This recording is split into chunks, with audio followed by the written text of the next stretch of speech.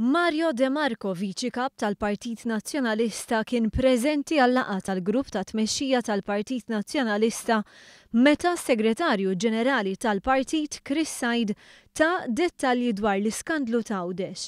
Mistoqsi dwar dan De Marco għalhekk. Kien għamel tfittxija essenzjalment fl-inbox tiegħu tal-emails u sab daw l-emails li kien batlu il-whistleblower. De Marco huwa konvint li kien minn hemm li Said ftakar li kien marraf dwar x'kien qed jiġri f'Għawdex. De Marco tkellem waqt konferenza tal-aħbarijiet li l-Partit Nazzjonalista organizza l-Mosta fil-preżenza ta' Sindku Shirley Farrugia li ma lisniċ kelma. Ir-raġel ta' Farrugia ħejja rapport dwar it-toroq Mostin li nżamm sigriet u li abbażi tiegħu ma sarux mad-design triq. Aktar tard indirizza konferenza tal-aħbarijiet Chris Said.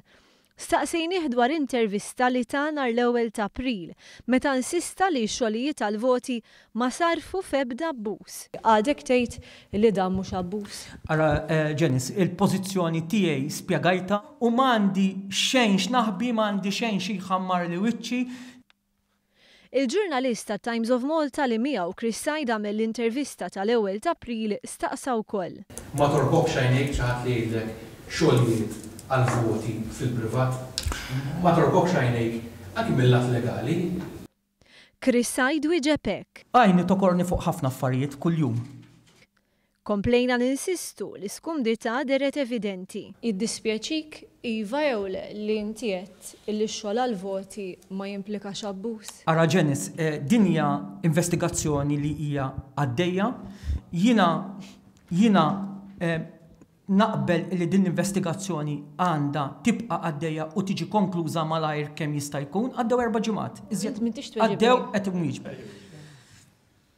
Intant il-kap tal-Oppożizzjoni Simon Busuttil reġa' ma tax opportunità lil ġurnalisti biex jistaqsuh dwar dawn l-iżviluppi kollha. Il-viċi kap tal-partit wieġeb għal dan billi refera d-diskorsi tal-kap tal-Oppożizzjoni meta l-medja tkun tista' issegwi biss. Għalfejn Dr. Simon Busuttil mhux qed jidher ma ħadd qed jistaqsi ma ħsibx li. Għalfejn mhux jidher Simon Busuttil. Kellu taħt it-tindattiva l-bieraħ Għawdex.